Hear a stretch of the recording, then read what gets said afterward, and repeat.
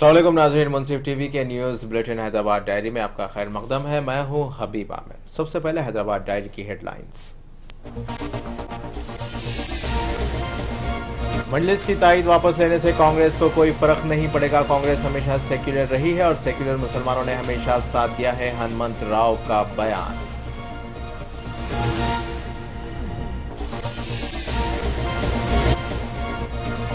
भाग्य लक्ष्मी मंदिर में पुलिस की निगरानी में पूजा पाठ, जबकि नाकाबंदी से मक्का मस्जिद के मुसल्लियों को अभी भी मुश्किलात, पुलिस का जानिबदाराना रवैया।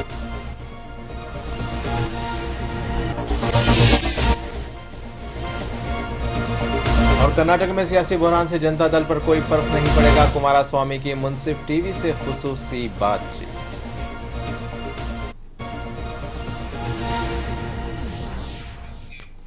और अब पेश है खबरों की तफसील। कांग्रेस के सीनियर कायद और रुकन राज्यसभा हनुमंत राव ने मुंसिफ टीवी के ब्यूरो चीफ सलाम शाहिद से बातचीत करते हुए बताया कि मजलिस की ताईद वापस लेने से कांग्रेस हुकूमत को कोई फर्क नहीं पड़ेगा, क्योंकि सेक्युलर मुसलमान कांग्रेस को ही वोट देता आया है और वो मुस्तकबिल में भी कांग्रेस का ही साथ देगा। उन्होंने असदुद्दीन अवैसी की जानिब से किरण कुमार रेड्डी का मुआवजा नरेंद्र मोदी से करने पर काफी अफसोस का इजहार किया और कहा कि बरसों से कांग्रेस का साथ देती आई मजलिस ने आज एक सेक्युलर जमात के चीफ मिनिस्टर का मुआवजा नरेंद्र मोदी से किया है। ये बहुत ही ताजुब खेज और तकलीफदा बात है। उसके अलावा चारमीनार से मुतसिल भाग्य लक्ष्मी मंदिर के बारे में उन्होंने बताया कि वो एक गंगा जमनी तहजीब की अलामत है और वहां पर कांग्रेस हुकूमत ने अदलिया के किसी भी हुक्म की खिलाफ वर्जी नहीं की। उन्होंने यह भी बताया कि कांग्रेस की हैसियत एक सेक्युलर जमात की है और इस जमात ने कभी भी फिरकापरस्त जमातों की ना ही तायीद की है और ना ही उनका साथ दिया है। हनुमंत राव ने अलहदा तेलंगाना का भी मुतालबा किया। हम बात कर रहे हैं कांग्रेस के सीनियर कायद व एमपी हनुमंत राव साहब से। हनुमंत राव साहब, आपको सबसे पहले दिवाली की मुबारक। आपको भी मुबारक। हम चाहते हैं कि आने वाले दिनों में आप लोगों का फैमिली और दूसरी खुसूसन माइनॉरिटी और मेजॉरिटी दोनों का भी फायदा आने वाले दिनों में सुख और चैन से जिंदगी गुजारने के वास्ते मैं दिवाली शुभकामनाएं देता हूं। जिस तरीके से तेलंगाना को लेकर पिछले 2 साल से रियासत में एक कशमकश का माहौल पैदा हो गया, जिससे अवाम को काफ़ी एक मुश्किलात का सामना हो रहा है और एक तरफ कांग्रेस अपनी साख है से खोते जा रही है। अवाम के बीच में अब कांग्रेस का नाम है से जिस तरीके से पहले लिया जाता था उस तरीके से नहीं, तो आप इसको किस हद तक लेंगे? मैं इसके वजह से मैं किसी को दोष नहीं देता हूं। मद्रास प्रोविंस से बाहर निकलने के बाद आंध्र प्रदेश का जो कर्नूल 56 में जब हम एक हुए थे भाषा के नाम पे, हम उसी वक्त बोले थे भैया देखो हमारा निजाम सब कुछ लोगों को खुशहाली से रखा। जिस तरीके से रियासत में कांग्रेस की हुकूमत है उसके बावजूद है से यहाँ पर कम्युनल राइट्स को बढ़ावा दिया जा रहा है। 6 माह से आप देख रहे हैं किसी न किसी वजह से यहाँ पर फिरका परस्ती को बढ़ावा दिया जा रहा है और किरण कुमार सरकार इस पर खामोश है, तो आप इस पर क्या करेंगे? मैं सही बताऊं, जितना आज की बात आप डायरेक्ट नहीं बोल रहे हैं, मैं इनडायरेक्ट बोल रहे हैं कि भाई फिरका परस्त बढ़ गई। मैं चाहता हूं कि भाई फिरका परस्त पार्टी जो हिंदुओं को अगर आरएसएस को हम मदद करे तो आप फिरका परस्त बोल सकते हैं, बीजेपी को अगर फिरका परस्त बोलते हैं, एमआईएम को भी हम इस वजह से मदद करें कि मुसलमान और हिंदू मिलकर रहना, हैदराबाद में आबादी है और मुसलमान भी जब चाहते थे कि एमआईएम भी कांग्रेस के साथ जुड़ना चाहिए, क्यों बोले तो टीडीपी किससे दूर हो गए थे, टीडीपी की वजह से वो हमारे कांग्रेस को नजदीक है।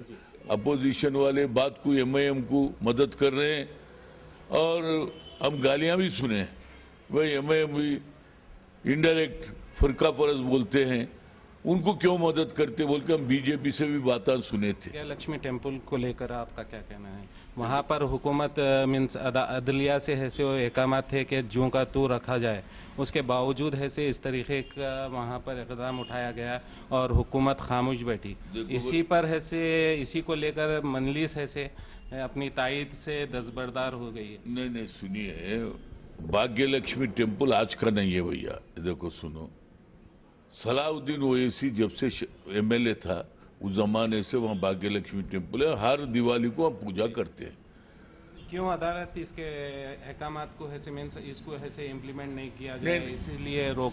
सुनो, अदालत में हम नहीं गए, थोड़े PIL डाले कि यहाँ पर मंदिर ही नहीं है बोल के बोले। तो अदालत क्या बोली, भाई ये मंदिर था पहले जो 30th को जो डेट के हिसाब से पोजीशन में वो वही पोजीशन दे, बोले इसमें कोई नई चीज करी नहीं। आप भी काफी यहाँ के सूरत हाल को अच्छा बखूबी जानते हैं। मैं 100% कहता हूं कि सरकार में जो है, जो चीफ मिनिस्टर है, जितना मेजॉरिटी है, कमाई ज्यादा है, he knows very well. But मैं एक बात कह सकता हूं, आज जो कांग्रेस से जो दूर हो रहे हैं, अभी भी हम MIM के साथ हम दूर होना नहीं चाहते। चंद कायदीन ऐसे बताए हैं कि मंजलिस से कोई इख्तलाफात नहीं है, वो बहुत जल्द है से सॉल्व हो जाएंगे और वो फिर से इस जमात की तायद में आ जाएंगे। तो किस हद तक आप इसको सही? सबसे मेरे को वादा क्या दिखा, मुख्यमंत्री कोई भी रहने दो भैया, मगर नरेंद्र मोदी का जो दर्जा जो दिया है हमारे असदुद्दीन भाई, ये ठीक नहीं है। अरे जितने दिन उसको यूज करना तुम यूज करे, पुरानी शहर हर बात आपको चला, सब इंस्पेक्टर बदलो, सुबह में 10 बजे बोलो, शाम में 6 बजे बदल गया, कमिश्नर को बदलो बदल गया, ACP को बदलो बदल गया, म्युनिसिपल का कमिश्नर को बदलो बदल गया, डिप्टी लीडर को बदलो बदल गया। अरे भैया क्या नहीं बदला है भैया, हमारा कांग्रेस वाले तो वहीं से देखते तमाशा देखे। हमारे पुराने शहर में हमारे सेकुलर सिद्धांतों को रखने वाले हमारे मुसलमान भाई भी है, मगर एक को कोई पोस्ट नहीं मिला, आज भी झंडा पकड़ के फिर रहे। हमारे को अन्याय हुआ, मगर MIM को मदद करा हमारा चीफ मिनिस्टर, मगर उसके बावजूद भी नरेंद्र मोदी का जो दर्जा जो दिए, ये बड़ा नाइंसाफी है। नरेंद्र मोदी किधर, किरण कुमार रेड्डी को उनके साथ मैच करना ये ठीक नहीं है। मेरी सवाल साहब आपसे ये है कि अब रियासत में 2014 में जब भी इलेक्शन आएगा तो क्या कांग्रेस के लिए मुश्किलात दरपेश है? एक तरफ ऐसे YSR कांग्रेस है और दूसरी तरफ TDP के खुद कायद चंद्रबाबू नायडू मी कोसम यात्रा लेकर आंध्रा का दौरा कर रहे हैं तमाम। तो किस हद तक ऐसे आप किस जमात से आपका मुकाबला होगा? देखो भाई, कोई जमात ने, हमारा प्रिंसिपल्स, हमारा आइडियोलॉजी, हम जो लोगों को वादा करें, यही हमारा इलेक्शन मैनिफेस्टो है। सर आखिरी सवाल ये है कि तेलंगाना को लेकर आप क्या समझते हैं कि तेलंगाना हो जाना चाहिए या रियासत जिस तरीके से चल रही है उसी तरीके से आंध्र प्रदेश? देखो भैया, तेलंगाना इस वजह से कि 9 दिसंबर के बाद लोगों के मन में आ गया, लोगों को ये हो गया कि भाई कांग्रेस देने वाली है। क्यों बोलते, इलेक्शन से पहले हम TRS से समझौता करें, इलेक्शन मैनिफेस्टो में गए, कॉमन मिनिमम प्रोग्राम में भी लगाए, प्रेसिडेंट स्पीच में भी बोले, उसके बाद 9 दिसंबर को ये स्टेटमेंट दिए, उसके बाद लोगों को विश्वास हो गया। क्यों बोले तो हम कितने साल भी रहेंगे दो और 100 साल भी रहेंगे तो आंध्र वालों का ही डोमिनेशन चलेगा। क्यों बोले तो वो 3/4 है, हम 1/4 है। हम पहले से बोल रहे, देखो भैया अब समझदार लोग हैं, पढ़े लिखे, और हमारा मेजॉरिटी कम है, अब मेजॉरिटी है, मेजॉरिटी वालों का ही हुकूमत चलता, नंबरिंग है, जिसका नंबर ज्यादा रहे तो उसका चलता। हम पहले से बोल रहे। आज हम भी चाहते हैं कि हमारे नौजवान साथी भी चाहते हैं कि भाई हम सेल्फ गवर्नमेंट चलाना चाहते हैं, हम सेल्फ रेस्पेक्ट रखना चाहते हैं। अब आपसे कितने साल भी रहे तो हमारे साथ बेईमानी होता है। ये इसी वजह से आज नौजवान, मैं समझता हूँ 700 से 800 लोग तक अभी तक खुदकुशी कर लिए, लोग मर रहे हैं। अभी भी हमारे आंध्र वाले भाइयों से हमारा गुजारिश है, भाई आप भी डेवलप हो सकते हैं, हम भी डेवलप हो सकते हैं। जब हिंदी भाषा बोलने वाले 10 स्टेट रह सकते, तेलुगु बोलने वाले 2 स्टेट रहे तो क्या नुकसान है? उनका निजाम सरप्लस में था, आज हुकूमत चलाने के बाद तो उनके पास सरप्लस अमाउंट था, मगर आज पुराने नए नए बातें सुना रहे हैं, नई नई बातें बोल रहे हैं, मगर सब लोगों को पता है। मैं चाहता हूं कि जल्द से जल्द अगर तेलंगाना का मसला हुआ तो आने वाले दिनों में और लोग नहीं मरेंगे और हमारी भी तरक्की होगी। हमारे आंध्रा के भाइयां वो भी कैपिटल सीट बना लेके वो भी काफी तरक्की करेंगे। आप देख रहे हैं हैदराबाद में कितना पब्लिक हो गया, एक जगह से दूसरे जगह जाने को घंटा हो रहा। अगर जिस दिन शादी का संडे मिलता, 4 शादियां होती, एक शादी से दूसरी शादी हुए तक शाम हो जा रहा। तो मैं चाहता हूं कि आंध्रा के भाई भी सोचे, ये सोच के अगर वो भी मदद करेंगे, जितना जल्दी वो भी तरक्की करेंगे, हम भी तरक्की करेंगे। शुक्रिया साहब, बहुत बहुत मुंसिफ टीवी को आप अपना कीमती वक्त दिए, थैंक यू। चारमीनार से मुतसिल भाग्य लक्ष्मी मंदिर, जो कि पिछले कई दिनों से गैर कानूनी तामीर और तौसी के लिए पुराने शहर के हालात को बिगाड़ने का सबब बनी थी, आज इस मंदिर में पूजा के लिए हिंदू अफराद को मंदिर तक जाने की इजाजत दी गई। जबकि इतवार के दिन इस मंदिर पर अदालत के अहकामात की खिलाफ वर्जी करते हुए टाट पटरी का छत बनाया गया था, जिसके बाद से शहर के हालात खराब हो गए थे और चारमीनार का ये इलाका चारों तरफ से नाकाबंदी के घेरे में था, जहां पैदल राहगीरों को भी जाने की इजाजत नहीं थी। शालीबंडा, लाड़ बाजार, कोटला आलीजा और गुलजार हाउस से चारमीनार जाने वाले रास्ते में कड़ी रुकावटें और पुलिस का बंदोबस्त किया गया था। लेकिन आज इसी गैर कानूनी मंदिर में दिवाली के मौके पर पूजा पाठ के लिए न सिर्फ इजाजत दी गई, बल्कि कसीर तादाद में मर्द और खवातीन को पुलिस की निगरानी में मंदिर जाने और पूजा पाठ करने की इजाजत दी गई। जबकि मक्का मस्जिद में नमाज के लिए मुसल्लियों को काफी मुश्किलात और रुकावटों का सामना है। इससे हुकूमत और पुलिस की जानिबदारी और तासुब पसंदी की खलई खुलकर सामने आ गई है।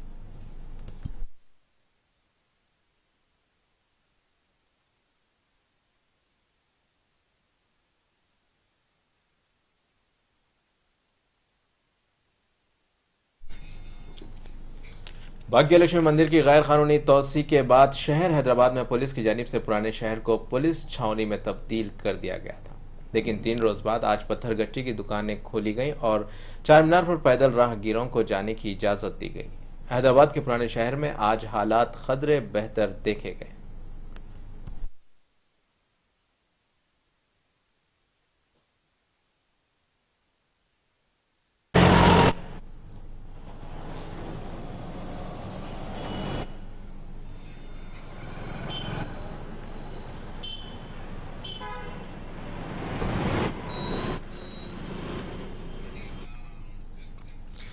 कर्नाटक के साबिक चीफ मिनिस्टर कुमारा स्वामी ने मुंसिफ टीवी से बात करते हुए बताया कि कर्नाटक में जारी मौजूदा सियासी बहरान के अलावा बीजेपी और येदियुरप्पा के दरमियान इख्तिलाफात का उनकी पार्टी जनता दल एस पर कोई फर्क नहीं पड़ेगा। शमशाबाद एयरपोर्ट पर मुंसिफ टीवी के एमडी डॉक्टर हैदर रजा आदिल से मुलाकात की। साबिक वज़ीर-ए-आज़म देवेगौड़ा के फर्जंद कुमार स्वामी ने मजीद बताया कि उनके दौरे हुकूमत में मुसलमानों को 4% तहफ़्फ़ुज़ात फराहम किए गए। इस मौके पर दोहरी शहरियत के हामिल अमेरिका में मुकीम इफ्तिखार शरीफ बिदर साउथ के रुकन असेंबली और साबिक वजीर बंडप्पा कासिमपुर, साबिक वजीर व रुकन पार्लिमान चलवा राय स्वामी के अलावा बिदर के reporter Sajid Pasha, Hyderabad bureau chief सलाम शाहिद और दूसरे मौजूद थे।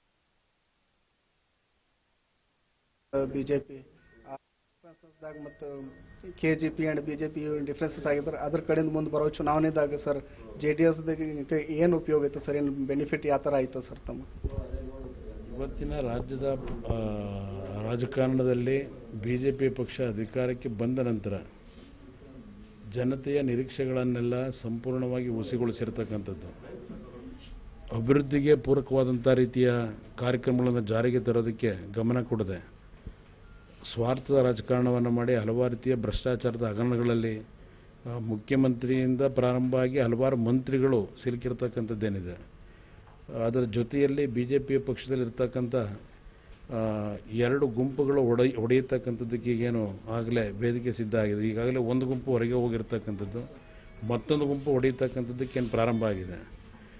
ಜನತೆ ಇವರ ಒಂದು ನಡವಳಿಕೆಗಳ ಬಗ್ಗೆ ಸಂಪೂರ್ಣವಾಗಿ ಆಕ್ರೋಶದಲ್ಲಿ ಅಸಮಾಧಾನದಲ್ಲಿದ್ದಾರೆ. ಮತ್ತೊಂದು ಕಡೆ ಕಾಂಗ್ರೆಸ್ನ ಕೇಂದ್ರದ ಆಡಳಿತದಲ್ಲಿ ಹಲವಾರು ರೀತಿಯ ಹಗರಣಗಳಿಂದ ಅಲ್ಲೂ ಇವತ್ತು ಜನಸಾಮಾನ್ಯರ ಪರವಾದಂಥ ಕಾರ್ಯಕ್ರಮಗಳಿಗೆ ಚಾಲನೆ ಕೊಡದೆ ಇವತ್ತು ಅಲ್ಲೂ ಒಂದು ಹಗರಣಗಳ ಸರ್ಕಾರವಾಗೇನು UPA ಪಾರ್ಟಿನಲ್ಲಿ ನಡೀತಾ ಇರತಕ್ಕಂಥದ್ದೇನಿದೆ, ಇದೆಲ್ಲ ಜನತೆಯಲ್ಲಿ ಒಂದು ರೀತಿ 2 ಪಕ್ಷಗಳ ಮೇಲೆ ನಿರಾಸೆ ಆಗಿರತಕ್ಕಂಥದ್ದು. ಈ ಬಾರಿ ನಮ್ಮ ಪಕ್ಷದ ಒಂದು ಹೋರಾಟ ಮತ್ತು ನಮ್ಮ ಪಕ್ಷದ ನಿಲುವುಗಳೇನಿದ್ದಾವೆ ಅದರ ಬಗ್ಗೆ ಜನತೆಯಲ್ಲಿ ಒಂದು ನಂಬಿಕೆ ಏನಿದೆ, ಈ ಒಂದು ಮುಂದೆ ಬರ್ತಕ್ಕಂಥ ಚುನಾವಣೆಯಲ್ಲಿ ನಮ್ಮ ಪಕ್ಷಕ್ಕೆ ಹೆಚ್ಚಿನ ಒಂದು ಜನತೆಯ ಒಲವು ಮೂಡಿರತಕ್ಕಂಥದ್ದನ್ನು ಅವರ ಭಾವನೆಗಳಲ್ಲಿ ನಾವು ಕಾಣಬಹುದು. ಅವರು ಮುಖ್ಯಮಂತ್ರಿಗಳಾದಾಗ ತಂದಂಥ ಮುಸಲ್ಮಾನ್ ಕಮ್ಯುನಿಟಿಗೆ 4% ರಿಸರ್ವೇಷನ್ ತಂದಿದ್ದಾರೆ. ಅದು ರಾಷ್ಟ್ರದ ಬೇರೆ ಯಾವುದೇ ರಾಜ್ಯಗಳಲ್ಲಿ ಆ ರೀತಿ ಇಲ್ಲಿಯವರೆಗೆ ರಿಸರ್ವೇಷನ್ ಪಾಲಿಸಿಗಳನ್ನು ಯಾರೂ ಇಂಪ್ಲಿಮೆಂಟ್ ಮಾಡಲಿಲ್ಲ. ಅದರ ಜೊತೆಯಲ್ಲಿ ನಾನು ಮುಖ್ಯಮಂತ್ರಿ ಆದಂಥ ಸಂದರ್ಭದಲ್ಲಿ ಅಲ್ಪಸಂಖ್ಯಾತರ ನಿಗಮಕ್ಕೆ ಹೆಚ್ಚಿನ ಅನುದಾನವನ್ನು ಕೊಡೋದ್ರ ಮುಖಾಂತರ ಹಲವಾರು ರೀತಿಯ ಒಂದು ಆರ್ಥಿಕವಾದ ಮತ್ತು ಶೈಕ್ಷಣಿಕವಾದಂಥ ಒಂದು ಕಾರ್ಯಕ್ರಮಗಳಿಗೆ ಹೆಚ್ಚಿನ ಆದ್ಯತೆಯನ್ನು ಕೊಟ್ಟಿದ್ದೇವೆ.